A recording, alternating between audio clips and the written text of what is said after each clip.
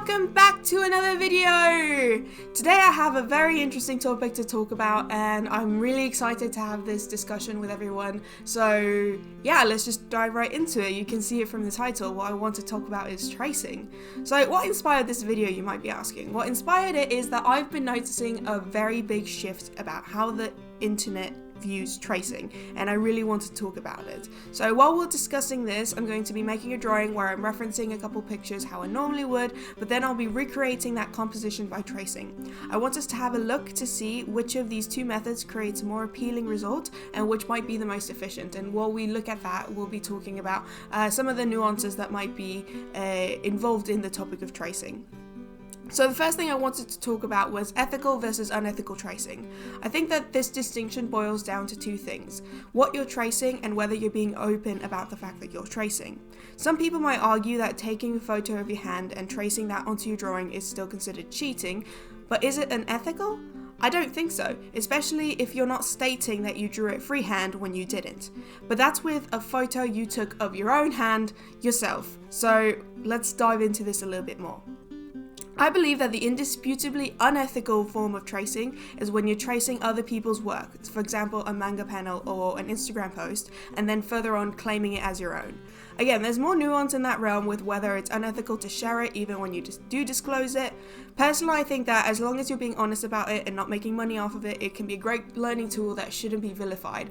That being said, I do consider it potentially art theft, especially if you're not being honest about the fact that you traced, this manga panel or Loish's Lewis piece or something like that.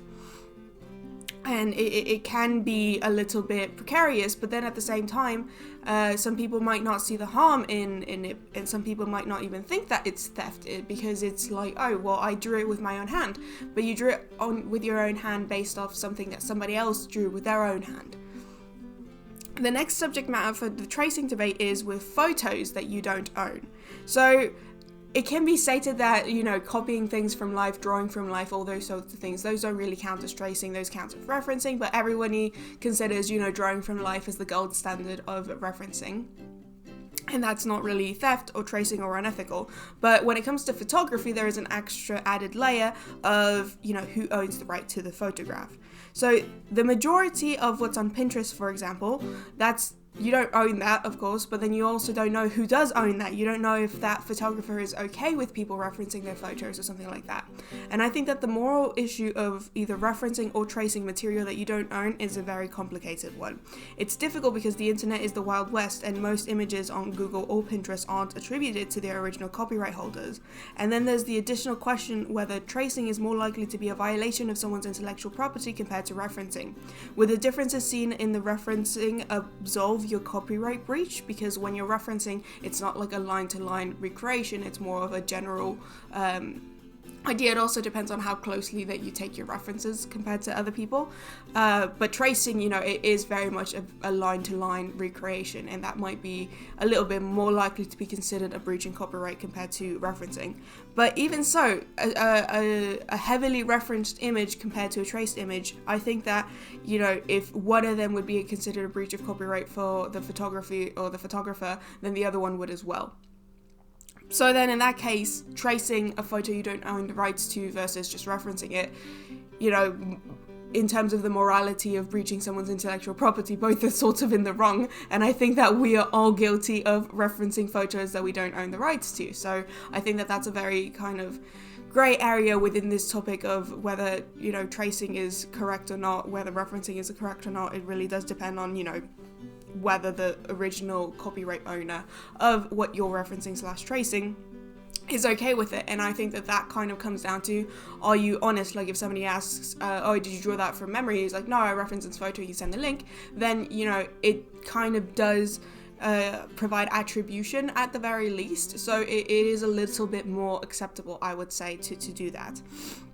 So yeah, in summary, I think it comes down to sharing what you trace or reference as asked and avoiding referencing or tracing things you don't have the license to use, especially when you're getting paid. I try to never, ever reference anything too closely when it's client work, just because I don't know if the person that owns that has an open license for that kind of treatment, and then I don't want to get anybody in any trouble for that sort of thing. I'm really excited to hear what you guys think about this topic in particular. This is, again, I feel something very nuanced, and everything I'm saying here is just my opinion. So yes, please let me know what you think about the nuances of, referencing versus tracing photographs that you don't own the licenses to. So this brings us to what constitutes as ethical tracing. So we talked a little bit about unethical tracing, a little bit of a grey area. So what would Candy say that is ethical tracing, let's say? So this is what I'm trying to do in this video. Again, we've moved on from my original sketch where I was just referencing stuff to what is quote-unquote me tracing. So to my knowledge, this I feel is the most ethical form of tracing that I could possibly do. So my reference photo for the background was a photo that I took myself of the Notre Dame graveyard in Montreal. I visited in November and I took this photo, and I looked through my phone and I found it and I liked it. I don't own the tree, I don't own the grounds, I don't own anything that's in the photos, but I took the photo, so I believe it is my right to use it however I want, meaning I think it's okay for me to trace it if I wanted to. Next up, you'll notice that in the original sketch, I brought up a screenshot from Pinterest to draw the pose of my character, but that didn't come back around this time.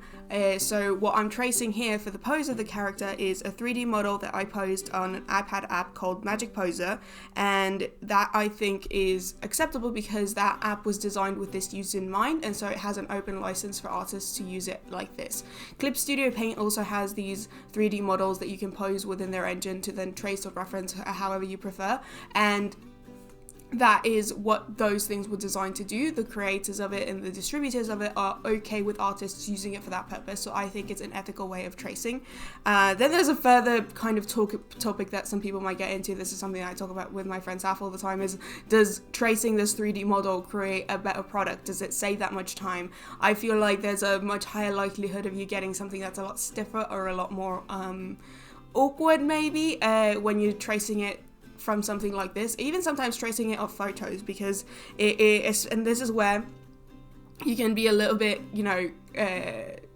tripped up by tracing something versus not tracing, because if you're always depending on tracing your poses, especially with these mannequins that make it so much easier, then you're never going to be really focused on learning anatomy and how the body works, and then you're going to have a harder time making things that look proper, even when you are tracing it off of something like this. Like when I was started drawing, these 3D models were not accessible in the slightest. I even got the physical models to take photos of, but even then it's not the same as having the one that you can move the camera, move the lighting and stuff like that on the iPad. So there comes a discussion. It saves time, of course, that you don't have to sketch out the anatomy yourself, but does it really create a better product? So anyway, the combination of this composition being traced by a photograph that I took and then a tracing subject that I own the license to makes it, my understanding makes it an ethical way of tracing. I believe that webtoon artists do a lot of, the 3D model as well as a 3D background to trace to make their time easier. Overall, completing the rough sketch in the referenced work, not the traced one, took me 25 minutes, and completing the rough sketch with the tracing one took me about 19. I like the movement and personality of the referenced version better, but I enjoy the extra detail elements that came forth in the traced version more. That was something that came to light, especially in the photograph of my my tree and stuff. Like that's stuff that when I was referencing, I wasn't looking at it that closely, so I didn't see, for example, the picket fence in the background. I didn't really see that when I was just referencing, but when I was tracing, I was like, oh yeah, there's a fence back here.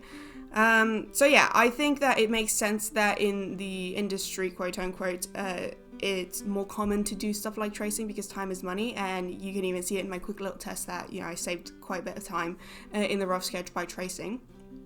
So as the art community has grown on the internet, the line between industry professionals and hobbyists has changed.